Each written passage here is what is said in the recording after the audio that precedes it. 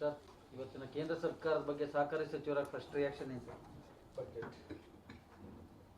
ನಾನು ಕೇಂದ್ರ ಸರ್ಕಾರದ ಬಜೆಟ್ ಅನ್ನೋ ವಿಚಾರದಲ್ಲಿ ಪೂರ್ಣವಾಗಿ ಅಧ್ಯಯನ ಮಾಡಿಲ್ಲ. ಅಲ್ಲಿ ಇಲ್ಲಿ ಸ್ವಲ್ಪ ಮಾಹಿತಿಯನ್ನು ಆಧಾರದ ಮೇಲೆ ಹೇಳೋದೇ ಆದರೆ, ಈಗ ರೈತರಿಗಾಗಿ ಕಿಸಾನ್ ಕಾರ್ಡ್ ಸಾಲದ ಮಿತಿ 5 ಲಕ್ಷಕ್ಕೆ ಏರಿಸಿದ್ದೀವಿ ಅಂತ ಹೇಳ್ತಿದ್ದಾರೆ. ನಮ್ಮ ರಾಜ್ಯದಲ್ಲಿ ಇದನ್ನು ನಾವು ಈಗಾಗಲೇ 2 ವರ್ಷದ ಮುಂಚೆನೇ ನಾವು ಏರಿಸಿದ್ದೇವೆ. ಇದು ಅವರು ಏರಿಕೆ ಮಾಡಿದ್ದೇವೆ ಅಂತಕ್ಕಂಥದ್ದನ್ನೇ ಹೇಳ್ಕೊಳ್ತಕ್ಕಂಥದ್ರಲ್ಲಿ ವಿಪರ್ಯಾಸ ಏನಿದೆ?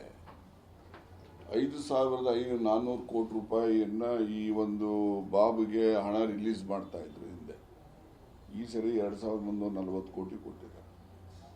ಮತ್ತಿದು ಏರಿಸಿದೀವಿ ಅಂತ ಹೇಳಿದ್ಮೇಲೆ ದುಡ್ಡು ಕೊಡದೆ ಏರಿಸಿದೀವಿ ಅಂತ ಪೇಪರಲ್ಲಿ ಕೊಟ್ಟರೆ ಬರೀ ಸರಸ್ವತಿ ಪ್ರಸನ್ನ ಆದರೆ, ಲಕ್ಷ್ಮೀ ಪ್ರಸನ್ನ ಆಗದೆ ಇದ್ರೆ ರೈತರಿಗೆ ಏನು ಅನುಕೂಲ ಆಗುತ್ತೆ? ಅದರಿಂದ ಇದು ಸುಮ್ಮನೆ ಈ ರೈತರಿಗೆ ಮೋಸ ಮಾಡ್ತಕ್ಕಂಥದ್ದು, ರೈತರನ್ನ ತಪ್ಪುದಾರಿಗೆ ಅವರಲ್ಲಿ ತಪ್ಪು ಅಭಿಪ್ರಾಯ ಮೂಡಿಸುವಂತ ಕೊಡುಗೆ ಇದು ಅಂತಕ್ಕಂಥದ್ದು. ಇದನ್ನ ನಾನು ನಿಜಕ್ಕೂ ಕೂಡ ಖಂಡಿಸ್ತೇನೆ. ಇವರು ದುಡ್ಡು ಕೊಡದೇನೆ ಇಲ್ಲಿ ಮಿತಿ ಹೆಚ್ಚಿಸ್ಕೊಂಡು ಹೋಗ್ತೀವಿ ಅಂದ್ರೆ ಎಲ್ಲಿ ಬರ್ತದೆ ದುಡ್ಡು? ಏನು ಕೋಆಪರೇಟಿವ್ ಇನ್ಸ್ಟಿಟ್ಯೂಷನ್ಸ್ ಏನು ಪ್ರಿಂಟಿಂಗ್ ಮಿಷನ್ ಇಟ್ಟಿದಾವ ಇವು? ಇಲ್ಲಿ ನೋಡಿದ್ರೆ ಇವರು ಬರೀತಾರೆ, ಕೇಂದ್ರ ಸರ್ಕಾರದ ಸ್ಪಾನ್ಸರ್ಡ್ ಸ್ಕೀಮ್ಸ್ ದುಡ್ಡೆಲ್ಲ ನೀವು ಕಮರ್ಷಿಯಲ್ ಬ್ಯಾಂಕಲ್ಲಿ ಇಡಬೇಕು. ಶೆಡ್ಯೂಲ್ಡ್ ಬ್ಯಾಂಕ್ ಅಟ್ಲೀಸ್ಟ್ ಹೋಗ್ಲಿ, ಬೇರೆ ಬ್ಯಾಂಕಲ್ಲಿ ಇಡಿದ್ರೆ ಶೆಡ್ಯೂಲ್ಡ್ ಬ್ಯಾಂಕ್ ಎಲ್ಲರೂ ಇಡಬೇಕಲ್ಲ. ಯಾವುದೇ ಶೆಡ್ಯೂಲ್ಡ್ ಬ್ಯಾಂಕಲ್ಲಿ ಇಡಂಗಿಲ್ಲ, ಇಟ್ ಈಸ್ ಓನ್ಲಿ ಕಮರ್ಷಿಯಲ್ ಬ್ಯಾಂಕಲ್ಲಿ ಇಡಬೇಕು ಅಂತ ಬರೀತಾರೆ. ಅಲ್ಲಿ ರೆವಿನ್ಯೂ ಇವರಿಗೆ ರಿಸೋರ್ಸಸ್ ಇಲ್ಲದಂಗೆ ಆಗ್ತದೆ.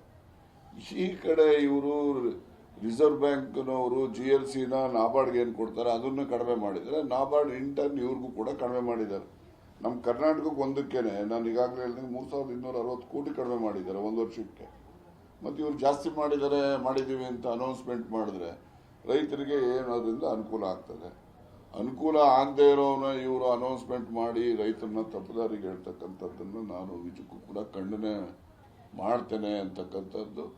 ಮತ್ತು ರೈತರಿಗೆ ಇವರು ಈ MSP ಬಗ್ಗೆನೂ ಕೂಡ ಯಾವುದೂ ಸರಿಯಾಗಿ ನಿರ್ದಿಷ್ಟವಾದಂತಹ, ರೈತರು ಇವತ್ತು ಹೋರಾಟ ಮಾಡ್ತಿದ್ದಾರೆ. ಅವರು ದಿಲ್ಲಿ ಬಾರ್ಡರ್ಲಿ ಕೂತಿದ್ದಾರೆ, ತಿಂಗಳಗಟ್ಟಲೆಯಿಂದ ಅವರಲ್ಲಿ ಧರಣಿ ಮಾಡ್ತಾ ಇದ್ದಾರೆ. ಅವರ ಗ್ರೀವಿಯನ್ಸಸ್ ಅನ್ನು ಕೂಡ ಇವರು ರಿಡ್ರೆಸ್ ಮಾಡದೇ ಇರತಕ್ಕಂಥದ್ದು ಇದು ರೈತ ವಿರೋಧಿ ಬಜೆಟ್ ಅಂತ ಹೇಳ್ಬೋದು. ಮಧ್ಯಮ ವರ್ಗ ಸಾಕಷ್ಟು ನಿರೀಕ್ಷೆ ಇಟ್ಟಿತ್ತು, ಅದು ಫುಲ್ಫಿಲ್ ಆದಂಗೆ ಇದೆ. ನೋಡಿ, ಈಗ ಇವರು ಮನೆಗಳಿಗೆ ನಾವು ಪ್ರಧಾನ ಮಂತ್ರಿ ಆವಾಸ್ ಯೋಜನೆಯಲ್ಲಿ 2 ಲಕ್ಷ ರೂಪಾಯಿ ಕೊಡ್ತೀವಿ ಅಂತ ಹೇಳ್ತಾರೆ. ಇದಕ್ಕೆ GST 27% ತಗೊಳ್ತಾರೆ. 2 ಲಕ್ಷ ರೂಪಾಯಿ ಕೊಡೋದೇನು, ಇಲ್ಲಿ 27% GST ತಗೋತಾರೆ. ಎಷ್ಟು ಕೊಟ್ಟಂಗೆ ಆಗ್ತದೆ ಅಲ್ಲಿಗೆ? 1.25 ಲಕ್ಷ ಅಲ್ಲ, 1.5 ಲಕ್ಷ ಅಷ್ಟು ಕೊಟ್ಟಂಗೆ ಆಗ್ತದೆ. Less than 1.5 lakhs. ಇವರು ಈ ರೀತಿಯಲ್ಲಿ ಬರೀ GSTನ ಯಾವ್ಯಾವ್ದಕ್ಕೆ ಹಾಕಬೇಕು, ಯಾವುದಕ್ಕೆ ಹಾಕಬಾರ್ದು, ಈ ಬಡವರು ಕೊಡೋದು ಮನೆ, ನಿರ್ಗತಿಕರು ಕೊಡೋ ಮನೆ ಅದು. ಅದಕ್ಕೂ ಇವರು 27% GST ಮಾಡಿಕೊಂಡು 2 ಲಕ್ಷ ರೂಪಾಯಿ ಕೊಡ್ತಾ ಇದ್ದೀವಿ ಅಂತಂದ್ರೆ ಏನಾಗ್ತದೆ? ಅಟ್ಲೀಸ್ಟ್ ಆ GSTನ ಅವ್ರಿಗೆ ಎಕ್ಸೆಂಪ್ಟ್ ಮಾಡಬೇಕಲ್ಲ.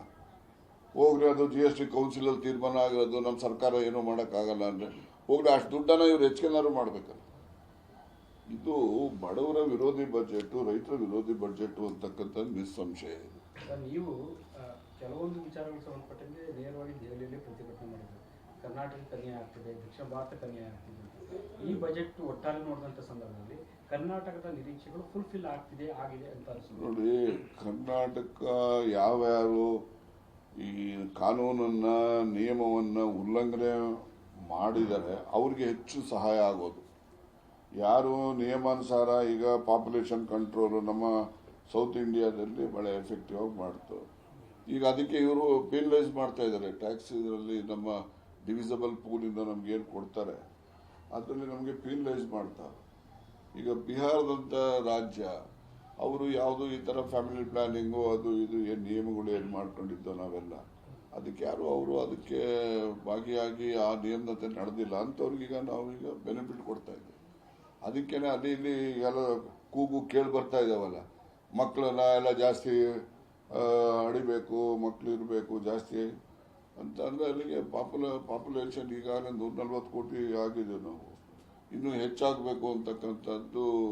ಈ ಥರ ಕ್ರಮಗಳಿಂದ ಜನಗಳಿಗೆ ಹೆಚ್ಚು ಮಕ್ಕಳು ಹೆಚ್ಚು ಆಗಬೇಕು ಅಂತಕ್ಕಂಥದ್ದನ್ನು ಜನರಲ್ಲಿ ಭಾವನೆ ಮೂಡಿಸೋ ರೀತಿ ಆಗ್ತದೆ.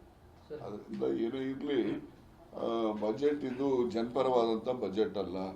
ನಮ್ಮ ದಕ್ಷಿಣ ಭಾರತ ವಿಶೇಷವಾಗಿ ಕರ್ನಾಟಕಕ್ಕೆ ಹೆಚ್ಚು ಅನ್ಯಾಯ ಆಗಿರ್ತಕ್ಕಂಥ ಬಜೆಟ್ ಅಂತಕ್ಕಂಥ ನಿಸ್ಸಂಶಯ. ಸರ್, ಹಿಂದೆ ರಾಜ್ಯಗಳಿಗೆ ಹಂಚಿಕೆಯನ್ನು ಮಾಡಿದ್ದಾರೆ ಅನುದಾನವನ್ನ. ಹೇಳಿದ್ದಾರೆ ಸರ್, ಕಾರ್ಯಗತ ಆಗುತ್ತೆ. ಈಗ ನಾವು 2 ಕೋಟಿವರೆಗೂ ಸಾಲ ಕೊಡ್ತೀವಿ ಅಂತಕ್ಕಂಥದ್ದಷ್ಟೇ.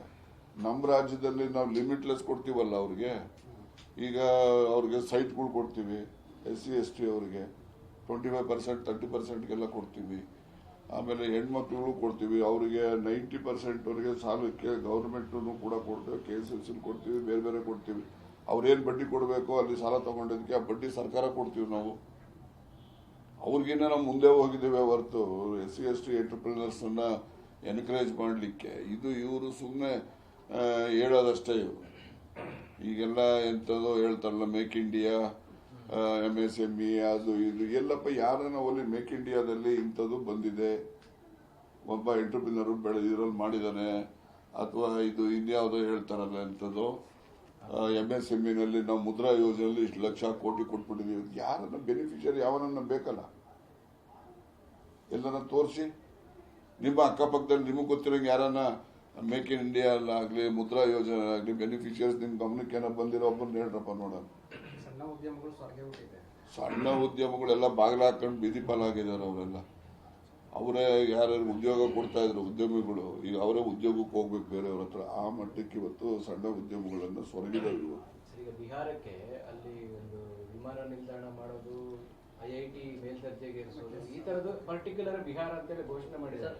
ಈ ರೀತಿ ಬೇರೆ ಬೇರೆ ರಾಜ್ಯವಾರು ಹಂಚಿಕೆಯನ್ನ ಮಾಡ್ತಿದ್ರು. ನೋಡಿ, ಸೆಕ್ಟರ್ ವೈಸ್ ಹಂಚಿಕೆ ಮಾಡ್ತಿದ್ರು. ಇದು ವ್ಯತ್ಯಾಸ ಪ್ರಾಬ್ಲಮ್ ಏನಾಗ್ತದೆ ನೋಡಿ.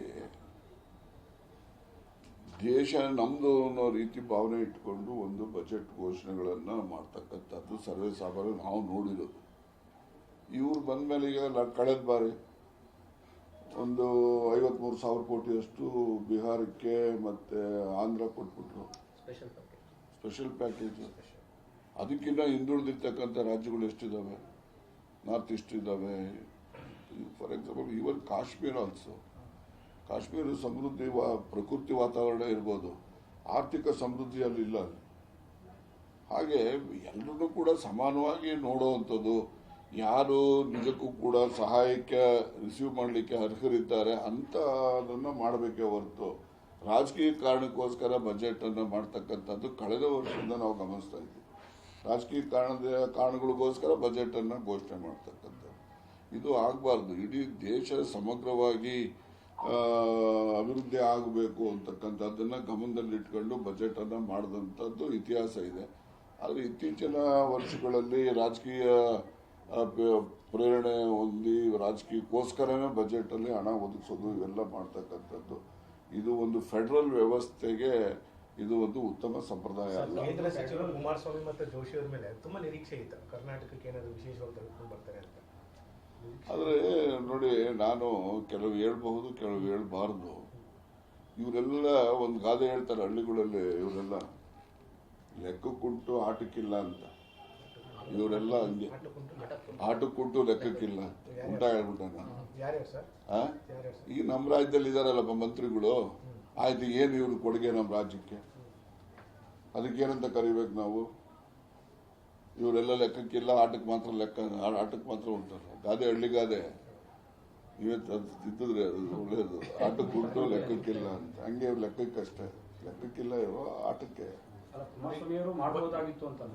ನಾವು ನಿರೀಕ್ಷೆ ಮಾಡಿದ್ದು ಕುಮಾರಸ್ವಾಮಿ ಅವರು ಪದೇ ಪದೇ ನಾನು Visvesvaraya iron and steel, MPM ಮತ್ತೆ ನಮ್ಮ ಇದು ಗೋಲ್ಡ್ ಮೈನ್ಸ್ KGF, ಆಮೇಲಿಂದ ಕುದುರೆಮುಖ, ಇದನ್ನೆಲ್ಲ ನಾನು ಮಾಡ್ತೇನೆ, ನನ್ನ ಉದ್ದೇಶ ಇದೆ, ಮಾಡಿ ತೋರಿಸ್ತೀನಿ ನೋಡಿ ಕುಮಾರಸ್ವಾಮಿ ಅಂತ ಬಹಳಷ್ಟು ಹೇಳಿದ್ರು. ನಾವು ಅವರಿಂದ ನಿರೀಕ್ಷೆ ಮಾಡಿದ್ದು ಏನಾದರೂ ಅಟ್ಲೀಸ್ಟ್ ಎಲ್ಲನೂ ಒಮ್ಮೆಲೆ ಮಾಡಬೇಕು ಅಂತಕ್ಕಂಥದ್ದು ನಿರೀಕ್ಷೆ ಅಲ್ಲ. ಅಟ್ಲೀಸ್ಟ್ ಆ ದಿಸೆನಲ್ಲಿ ಬಜೆಟಲ್ಲಿ ಏನು ಘೋಷಣೆ ಇಲ್ವಲ್ಲ.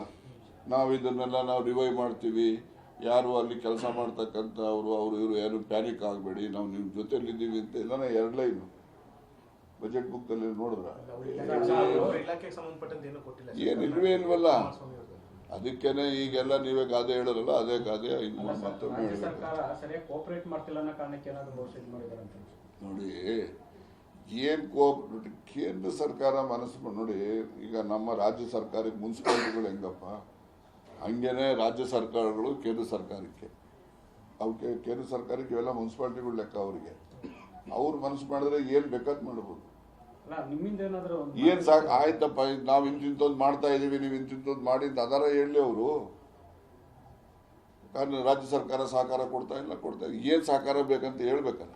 ನೀವೇ ಕೇಳಿ ಸರ್, ಏನು ಸರ್? ಅಲ್ಲ ನಿಮ್ಮ ಕಡೆಯಿಂದನೇ ಕೊಡ್ಬೋದಲ್ಲ ಸರ್, ಇಂಥದ್ದಾಗಬೇಕು ಇಂಥದ್ದು ಮಾಡಿ ಅಂತ ಕೊಡ್ಬೋದಾಯ್ತಲ್ಲ ಸರ್. ನೋಡಿ, ನಮ್ಮ ರಾಜ್ಯ ಸರ್ಕಾರ ಮುಖ್ಯಮಂತ್ರಿಗಳು ಕೂಡ ಕೇಂದ್ರದ ಪ್ರಧಾನಮಂತ್ರಿ ಆದಿಯಾಗಿ ಎಲ್ಲ ಮಂತ್ರಿಗಳಿಗೂ ಕೂಡ ನಾವು ಈ ಕಾರ್ಖಾನೆಗಳ ಬಗ್ಗೆ ರಿಜ್ಯುನಿವೇಷನ್ ಮಾಡ್ತಕ್ಕಂಥದ್ದಕ್ಕೆ ಒಂದು ಪ್ಯಾಕೇಜ್ ಇದನ್ನೆಲ್ಲ ನೀವು ಮಾಡಬೇಕು ಅನ್ನೋದು ಒತ್ತಾಯ ಮಾಡಿ ಬಂದಿದ್ದಾರೆ. ಮತ್ತು ಸಾಲದಕ್ಕೆ ನಮ್ಮ KH ಮುನಿಯಪ್ಪನವರು ಅವರು ಲೋಕಸಭಾ ಸದಸ್ಯರಿದ್ದಾಗಲಿಂದನೂ ಕೂಡ KGF ಬಗ್ಗೆ ಒತ್ತಾಯ ಮಾಡ್ತಾನೆ ಇದ್ದಾರೆ.